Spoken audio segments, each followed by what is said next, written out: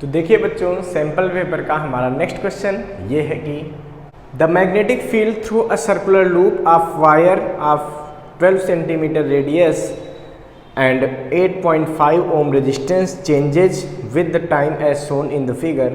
The magnetic field is perpendicular to the plane of the loop. Calculate the current induced in the loop and plot a graph showing induced current as a function of time. तो बच्चों देखिए, इस question में हमको दिया है कि एक कोई सर्कुलर लूप है। कैसी लूप है बच्चों? सर्कुलर लूप है जिसकी रेडियस कितनी है बच्चों? 12 सेंटीमीटर। अच्छा, मान लीजिए कोई ऐसी सर्कुलर लूप है भाई, इसकी रेडियस उन्होंने कितना दिया है बच्चों? स्मॉल आर हो गया, यानी कि 12 सेंटीमीटर। ये इसकी रेडियस दे दिया और कह रहे हैं इसके प्लेन के परपेंडिकुलर ऐसे इस डायरेक्शन में एक मैग्नेटिक फील्ड लगाई गई। मैग्नेटिक फील्ड कुछ ऐसे लगाई गई बच्चों कि देखो ऐसे वेरी कर रही है, जैसे ग्राफ में दिया है। मतलब 0 सेकेंड पे जब हमने टाइम देखना शुरू किया, जब हमने टाइम का मेजरमेंट शुरू किया, उस समय मैग्नेटिक फील्ड 0। जैसे जैसे टाइम बढ़ता गया मैग्नेटिक फील्ड बढ़ती गई, 2 सेकंड तक इंक्रीज हुई, 2 से 4 सेकंड तक मैग्नेटिक फील्ड कांस्टेंट रही और उसके बाद फिर 6 सेकंड तक मैग्नेटिक फील्ड क्या होती गई? डिक्रीज होती गई और 6 सेकंड पे 0 हो गई। तो इस तरह की एक मैग्नेटिक फील्ड इस लूप है। हमको बताना है इंड्यूस्ड करंट कितनी होगी और उसका ग्राफ कैसे बनेगा टाइम के साथ। बच्चों देखिए, आपको पता है कि अगर किसी कॉइल में जब मैग्नेटिक फील्ड चेंज होती है तो वहाँ पे फ्लक्स चेंज होगा। क्यों? क्योंकि फ्लक्स जो होता है, मैग्नेटिक फ्लक्स, ये किसके बराबर होता है बच्चों? तो magnetic flux phi equal to होता है BA। तो यहाँ पर एरिया तो फिक्स है बट B चेंज हो रहा है। तो जब मैग्नेटिक फील्ड चेंज होगी तो फ्लक्स चेंज होगा, और जब फ्लक्स चेंज होगा तो फैराडेज फर्स्ट लॉ आ जाएगा। वो क्या बताता था कि अगर किसी कॉइल में फ्लक्स चेंज होता है तो वहाँ पर एक इंड्यूस्ड EMF प्रोड्यूस हो जाता है और इंड्यूस्ड EMF की वैल्यू जो होती है वो negative rate of change of magnetic flux के बराबर होता है। इसका मतलब जब तक मैग्नेटिक फील्ड चेंज हो रही है तब तक फ्लक्स चेंज होगा और फ्लक्स के चेंज होने से वहाँ पर एक EMF प्रोड्यूस होगा और EMF की वजह से किसमें करंट फ्लो होगी। यानी कि 0 से 2 सेकंड तक तो करंट फ्लो होगी, लेकिन 2 से 4 सेकंड तक देखिए मैग्नेटिक फील्ड कांस्टेंट है, एरिया भी कांस्टेंट, मैग्नेटिक फील्ड भी कांस्टेंट। इसका मतलब 2 से 4 सेकंड की अगर मैं बात करता हूँ तो यहाँ पर फ्लक्स कांस्टेंट हो जाएगा। जब फ्लक्स कांस्टेंट होगा तो EMF 0, EMF 0, इसका मतलब यहाँ पे कोई करंट फ्लो नहीं होगी। फिर 4 से 6 सेकंड के लिए देखो, यहाँ पे फिर से फील्ड चेंज होगी, फिर से फ्लक्स चेंज होगा, फिर से EMF प्रोड्यूस होगा और फिर एक करंट प्रोड्यूस होगा। तो ये हमको मोटा मोटा आइडिया मिल गया कि यहाँ करंट फ्लो होगी, यहाँ नहीं होगी, या फिर फ्लो होगी।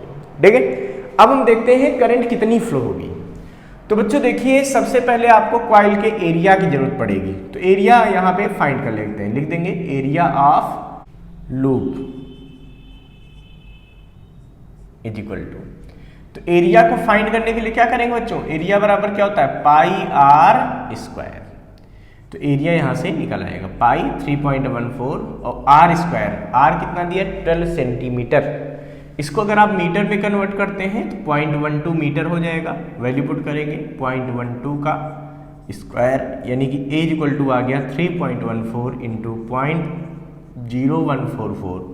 जब इसको आप मल्टीप्लाई करेंगे तो ये प्रॉक्स आएगा 4.5 इंटू 10 की power -2 metre square. So the area of coil is 4.5 into 10 की पावर -2 मीटर स्क्वायर। तो बच्चों, जैसा हमने आपको बताया कि करंट इस सिचुएशन में अलग होगी, यहाँ पर 0 होगी, यहाँ कुछ और होगी। तो हर टाइम इंटरवल की हमको करंट फाइंड करनी पड़ेगी।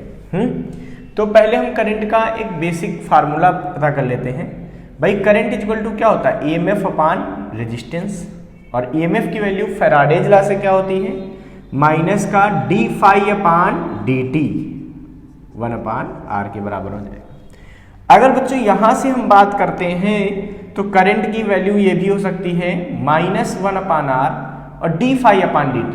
d फाई की वैल्यू क्या होती है बच्चों? BA, यानी कि d upon dt of BA। बच्चों यहाँ से देखो A कांस्टेंट है, क्योंकि इस कॉइल का एरिया नहीं चेंज हो रहा, तो A कांस्टेंट हो गया, तो A को बाहर ले लो तो बचेगा क्या? dB अपान dt बचेगा, यानी कि I बराबर हो जाएगा माइनस का A अपान R और dB upon dt। D B upon D T का मतलब rate of change of magnetic field with respect to time, यानी कि इसका स्लोप निकाल दो तब भी काम चल जाएगा, या final minus initial magnetic field अपान में फाइनल टाइम अपान माइनस इनिशियल टाइम, ये भी कर सकते हैं।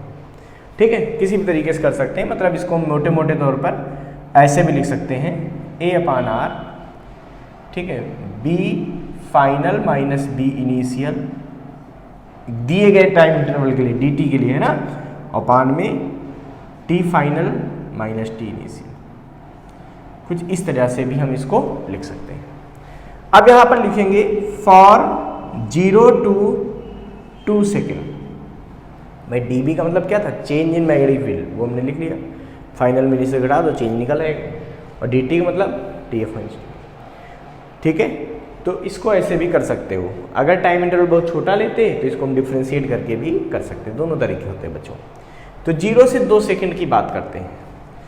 तो बच्चों 0 से 2 सेकेंड की अगर आप यहाँ बात करते हैं तो I इक्वल टू क्या आएगा सोचो, माइनस का ए की वैल्यू कितनी है, ये तो फिक्स है 4.5 इंटू 10 की पावर माइनस 2 अपान आर की value 8.5।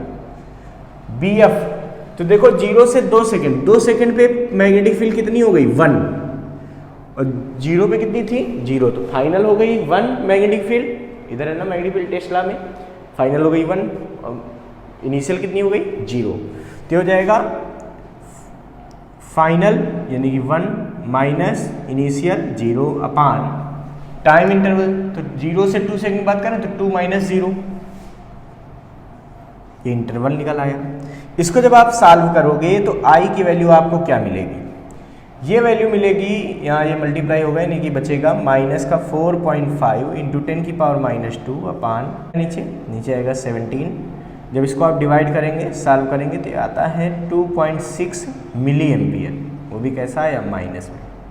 So the current in 0 to 2 second is 2.6 milli ampere, वो भी कैसी बच्चों आई है निगेटिव में, इसको I1 लिख देते हैं। तो ये इस इंटरवल की करंट आ गई कि यहाँ पे कितनी करंट फ्लो होगी। अब हम बात करते हैं फॉर 2 to 4 सेकेंड। तो देखिए इस सिचुएशन के लिए I निकालते हैं, तो I बराबर क्या आएगा A अपान आर, ठीक है, D B upon D T, वही पुराना फार्मूला यूज कर लिया। तो I equal to minus A की वैल्यू 4.5 इंटू 10 की power minus 2 upon R 8.5, D B वही, डी बी का मतलब चेंज इन मैग्नेटिक फील्ड। तो 2 से 4 सेकंड की अगर बात करो तो चेंज इन मैग्नेटिक फील्ड और टाइम को ऐसे तो लिख सकते थे जैसे normal formula B F minus B I upon T F minus T I, है ना, ये वाला यूज कर लो डायरेक्ट, ज़्यादा अच्छा रहेगा। तो बच्चों बी एफ कितना है 1, और बी एफ भी 1 है और बी आई भी 1 है। 2 से 4 सेकंड देखो मैग्नेटिक फील्ड चेंज हुई नहीं, इसका मतलब 1 माइनस 1 अपान में final time minus initial time 4 minus 2, तो ये तो बच्चों बचा 2। तो यानी कि यहाँ पे I की वैल्यू आ गई है 0, 1 माइनस 1 का मतलब 0। वही मैं पहले ही आपको समझा रहा था कि जब मैग्नेटिक फील्ड चेंज नहीं होती तो फ्लक्स चेंज नहीं होता है, इसीलिए यहाँ पे EMF क्या होता है 0, तो करंट भी 0 हो गई। अच्छा, इसका मतलब 2 से 4 सेकंड में कोई करंट फ्लो नहीं होगी। अब हम बात करते हैं बच्चों फॉर टाइम इंटरवल। कौन सा इंटरवल अब हम लेने जा रहे हैं 4 to 6 सेकेंड। किसकी बात करेंगे 4 से 6 सेकेंड की। तो बच्चों फिर से I का फार्मूला क्या लगेगा, माइनस का A upon R B F minus B I upon T F minus T I. अब ये 4 से 6 सेकेंड के लिए देखेंगे, ये वाला फार्मूला हम करंट का यूज करने जा रहे हैं बच्चों। अच्छा जरा बताओ अब क्या आएगा बच्चों, तो I बराबर अब आएगा माइनस ए की वैल्यू वही 4.5 इंटू 10 की power minus 2 upon R resistance 8.5, B F final magnetic field कितनी है बच्चों 0, इनिशियल 4 सेकेंड वाली कितनी है 1 अपान फाइनल माइनस इनिशियल यानी कि 6 माइनस 4।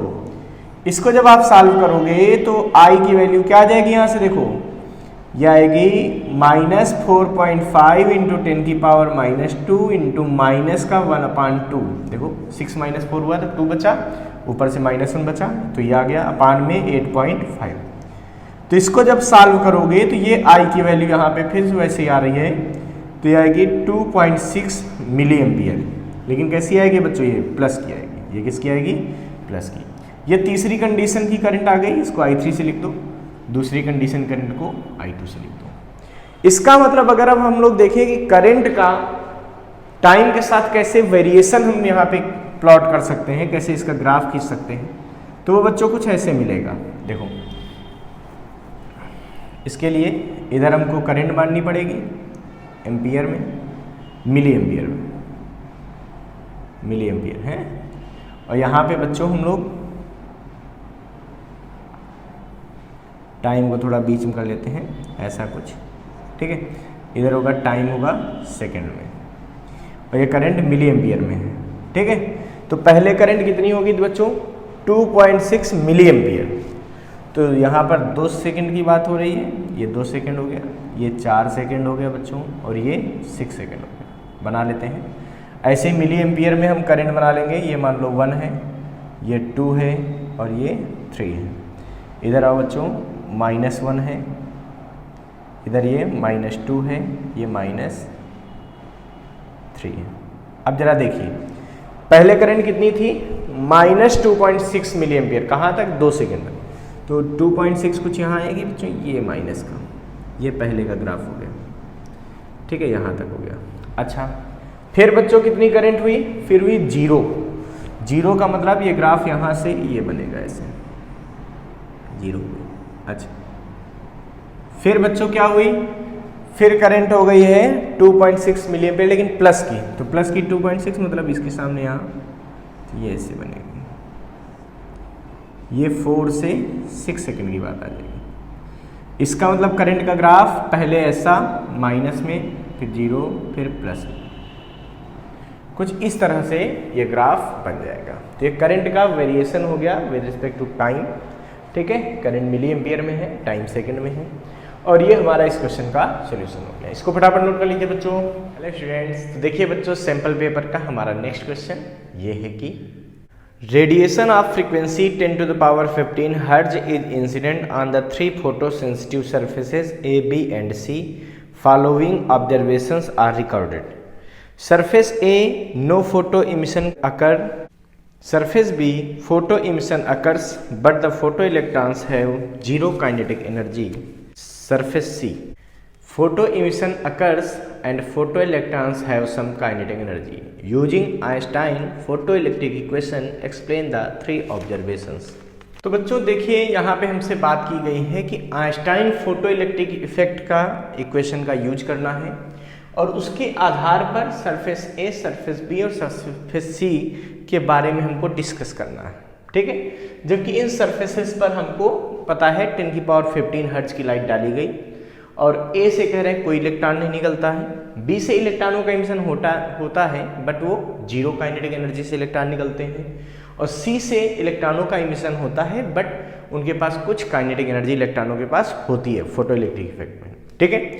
तो बच्चों आपको यहाँ पे आइंस्टाइन इक्वेशन का यूज करना है।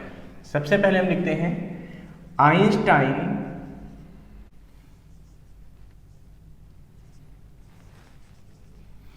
Photo electric effect equation. ये क्या होती है बच्चों, ये होती है के मैक्स, मतलब ये बताता है निकलने वाले इलेक्ट्रॉनों की जो मैक्सिमम काइनेटिक एनर्जी है वो किसके बराबर होती है, वो बराबर होती है hν माइनस hν नॉट के, जहां पर न्यू होता है इंसिडेंट फ्रीक्वेंसी, ठीक है, फ्रीक्वेंसी ऑफ इंसिडेंट लाइट,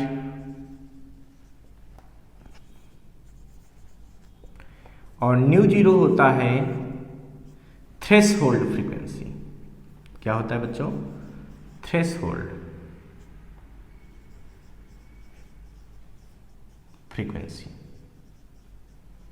अब देखिए बच्चों, ऐसा कहा जा रहा है कि जब किसी सरफेस ए पर लाइट डाली गई, आपको पता है ना, लाइट के गिरने से मेटल सरफेस से जब इलेक्ट्रॉन निकलना शुरू हो जाते हैं तो इस इफेक्ट को बोलते हैं फोटो इलेक्ट्रिक इफेक्ट।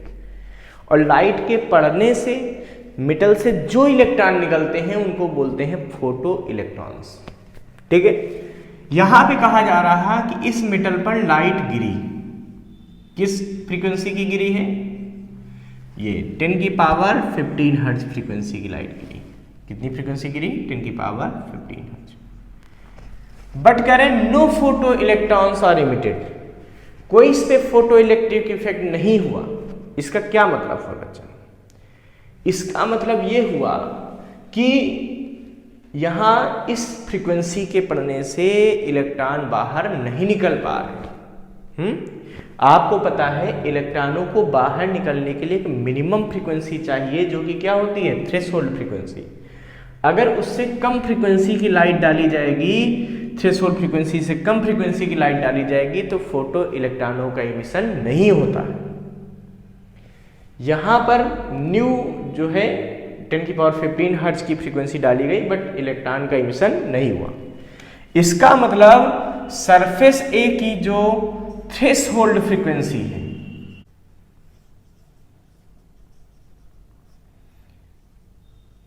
इसकी वैल्यू बच्चों 10 की पावर 15 हर्ट्ज से ज़्यादा है। क्यों?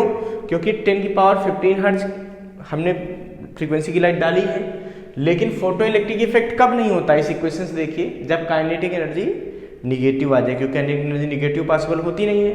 तो इस सिचुएशन में जब कभी भी ऐसा हो जाएगा, न्यू छोटा हो जाए किससे? न्यू जीरो से, तो वो इम्पॉसिबल हो जाता है। उस समय फोटो इलेक्ट्रिक इफेक्ट पॉसिबल नहीं होता।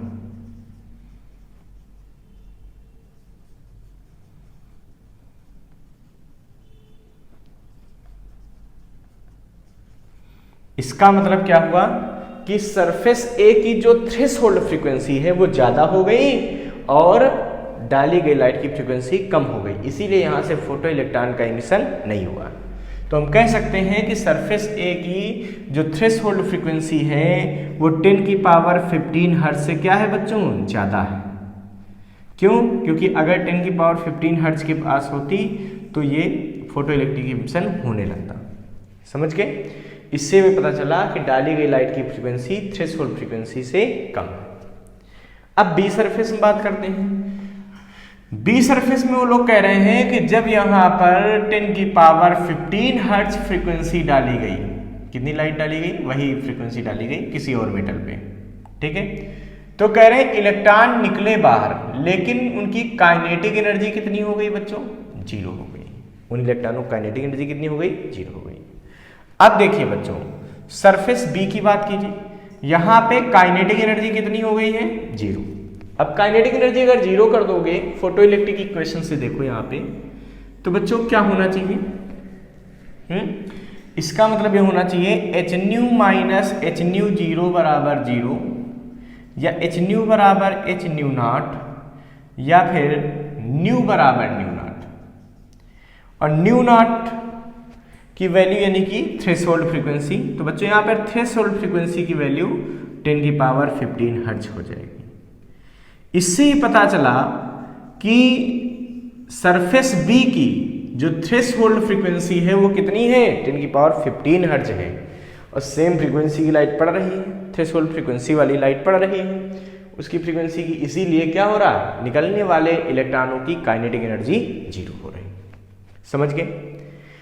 तीसरा केस बच्चों ये है, कह रहे हैं कि इसमें इलेक्ट्रॉनों का इमिशन होता है। 10 की पावर 15 हर्ट्ज की लाइट जब पड़ती है तो इलेक्ट्रॉनों का इमिशन हो रहा है, and electron possess some kinetic energy, और इनकी काइनेटिक एनर्जी क्या है? कुछ है, पॉजिटिव। बच्चों सोचिए ना, फोटो इलेक्ट्रिक इक्वेशन से सोचिए, के ई मैक्स बराबर क्या होता है? ये होता है H nu minus H nu zero. K E max positive कब होगा? जब nu is greater than nu zero होगा। भाई इसको ऐसे लिख सकते हो, देखो K E max is equal to H बाहर ले लें तो न्यू माइनस न्यू जीरो।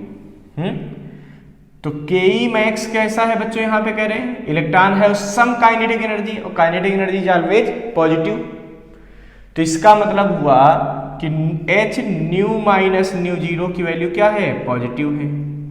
और ये वैल्यू पॉजिटिव कब होगी? जब nu is greater than nu zero. इसका मतलब हुआ कि इस सिचुएशन में थ्रेशोल्ड जो फ्रीक्वेंसी है मेटल की, ठीक है, वो छोटी होगी। किससे छोटी होगी?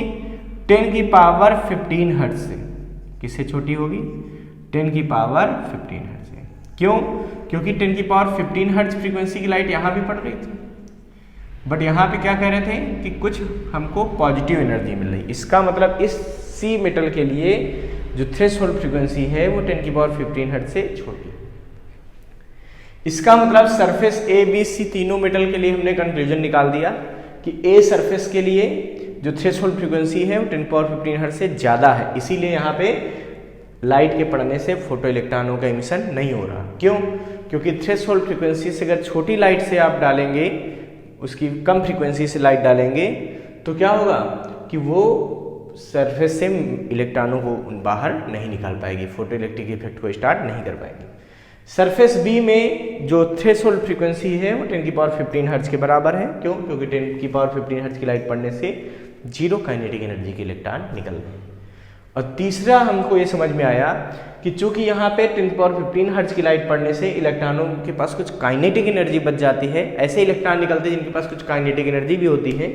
इससे पता चलता है कि जो तीसरी मेटल है, यानी कि मेटल सी है, उसकी जो थ्रेशोल्ड फ्रीक्वेंसी है वो डाली गई लाइट की फ्रीक्वेंसी से कम है। ठीक है, तो ये तीनों मेटल के जो हमको दिए थे ऑब्जर्वेशन, उससे कंक्लूजन निकल आए। इनको फटाफट नोट कर लीजिए बच्चों। चलिए बच्चों देखते हैं सैंपल पेपर का हमारा नेक्स्ट क्वेश्चन। ये है कि the graph shows variation of photo current for a photo sensitive metal. A, what does x and A on the horizontal line represent? B, draw this graph for the three different values of frequencies of incident radiation nu1, nu2, nu3. nu3 is greater than nu2 is greater than nu1 for the same intensity. C, draw this graph for the three different values of intensity of incident radiation I1, I2, I3. I3 is greater than I2 is greater than I1 having the same frequency. Okay. तो देखिए बच्चों, photo current का एक ऐसा graph दिया गया है, हमसे पूछा गया है कि x और a क्या है। तो याद कर लीजिए, हर्ज एक्सपेरिमेंट आपको पढ़ाया गया था, लेनार्ड्स एंड हर्ज एक्सपेरिमेंट। वहां पे आपको बताया गया था कि ये जो फोटो इलेक्ट्रिक करंट है, ठीक है, मतलब फोटो इलेक्ट्रिक इफेक्ट की करंट है। आपको पता ना, जब किसी मेटल की सरफेस पर लाइट पड़ती है, क्या पड़ती है? लाइट। तो लाइट के पड़ने से उससे कुछ इलेक्ट्रॉन बाहर निकलते हैं। इस इफेक्ट को बोलते हैं फोटो इलेक्ट्रिक इफेक्ट। और फोटो इलेक्ट्रिक इफेक्ट से जो इलेक्ट्रॉन निकलते हैं उनको बोलते हैं फोटो इलेक्ट्रॉन्स। इन इलेक्ट्रॉनों की वजह से जो करंट फ्लो होती है वो होती है फोटो इलेक्ट्रिक करंट। क्लियर? यहां पे फोटो इलेक्ट्रिक करंट का ये वेरिएशन दिखाया गया है। तो बच्चों, लेनार्ड्स एंड हर्ज एक्सपेरिमेंट अगर आपने पढ़ा है तो आपने देखा होगा, वहां पे एक ऐसे ये चैम्बर टाइप का होता था। इसके अंदर एक तरफ क्या होता था, ऐसे प्लेट लगी होती थी, दूसरी तरफ भी प्लेट लगी हुई है, और इसका कनेक्शन एक बैटरी से होता था। यहाँ वेरिएबल बैटरी होती थी, मतलब ये वैल्यू यहाँ पे हम चेंज कर सकते हैं, यहाँ पे लगातार ये वैल्यू चेंज होती थी। और यहाँ पे बच्चों इस निगेटिव वाली प्लेट पर लाइट डाली जाती थी। ठीक, इस पे लाइट डालने से यहाँ से फोटो इलेक्ट्रॉनों का इमिशन होता था, और उस इलेक्ट्रॉनों को यहाँ पे इकट्ठा किया जाता था। ये कलेक्टर का काम करता था। ये होता था बच्चों एनोड, ये होता था कैथोड। बच्चों, एनोड के वोल्टेज को बदलने से फोटो इलेक्ट्रिक करंट जो है, यहाँ मीटर लगा देते हैं, ये फोटो इलेक्ट्रिक करंट की वैल्यू क्या हो जाती थी? चेंज हो जाती थी। तो एनोड का वोल्टेज बदल बदल के जब ग्राफ बनाते थे तो कुछ ऐसा ग्राफ बनता था। इसका मतलब जो x है ये एनोड पोटेंशियल है। क्या है बच्चों? Anode potential. ठीक है, और जब वोल्टेज बढ़ाते थे एनोड पोटेंशियल का, पहले करंट बढ़ती थी, फिर एक समय के बाद करंट मैक्सिमम हो जाती थी। इस मैक्सिमम करंट को बच्चों बोलते थे सैचुरेटेड करंट। क्या बोलते थे? सैचुरेशन करंट, ये हो जाती थी। और फिर जब हम अगर वोल्टेज को कम करना इस पे शुरू करते थे तो देखते थे करंट कम होगी कम होगी कम होगी, लेकिन एनोड का वोल्टेज 0 होने पर भी कुछ करंट रह जाती थी।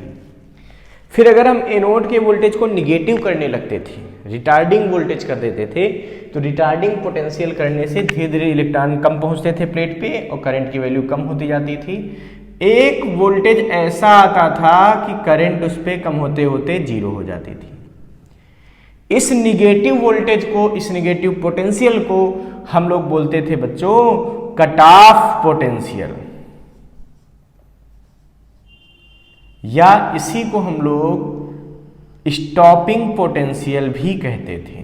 क्या बोलते थे? Stopping potential. अब बच्चों हमसे कहा गया है कि इसी मेटल के लिए, इसी कैथोड और एनोड के कॉम्बिनेशन के लिए हमको 3 अलग अलग लाइट के लिए, मतलब 3 अलग अलग फ्रीक्वेंसी के यहाँ पे लाइट डाली गई, उसके लिए ये करंट का वेरिएशन फिर से बनाना है।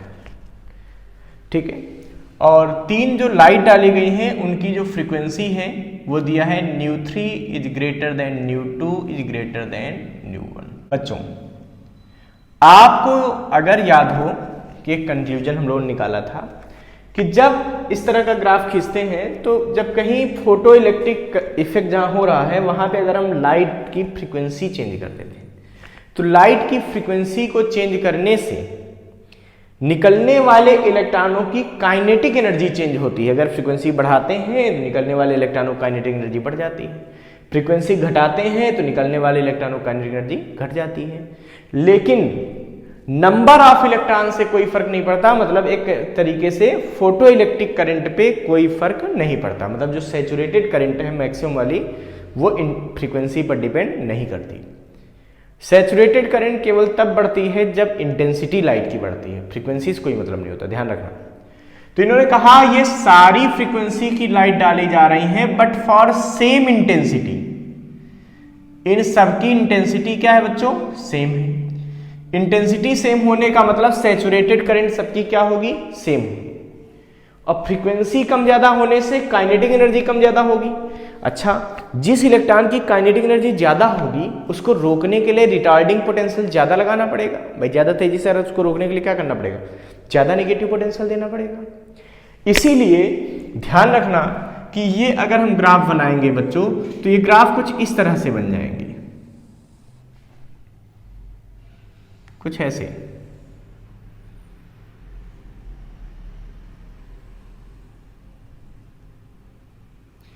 अब ये बच्चों कौन सी फ्रीक्वेंसी होगी? ये फ्रीक्वेंसी होगी इधर ν3 सबसे ज्यादा वाली, क्योंकि वो सबसे ज्यादा वोल्ट लगाने से रुकेगी। ये होगी ν2, ठीक है, इसके लिए थोड़ा कम निगेटिव पोटेंशियल लगेगा।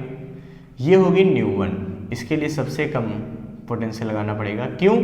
क्योंकि जिसकी फ्रीक्वेंसी कम है उससे निकलने वाले इलेक्ट्रॉन की काइनेटिक एनर्जी भी कम होगी, तो वो कम वोल्टेज से ही रुक जाएंगे। ये स्टॉपिंग पोटेंशियल दिखाए गए, ठीक है।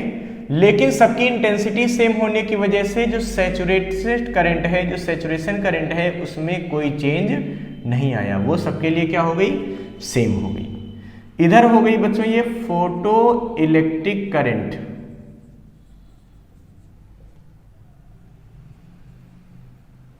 इस एक्सिस पे हो गया, और इधर हो गया है ये हो गया एनोड पोटेंशियल, एनोड पोटेंशियल, ठीक है। कई लोग इधर वाले को रिटार्डिंग पोटेंशियल भी लिख देते हैं, लिखा जा सकता है, कोई दिक्कत नहीं, क्योंकि ये इलेक्ट्रॉनों की वेलोसिटी को कम करने के लिए लगाया जाता था।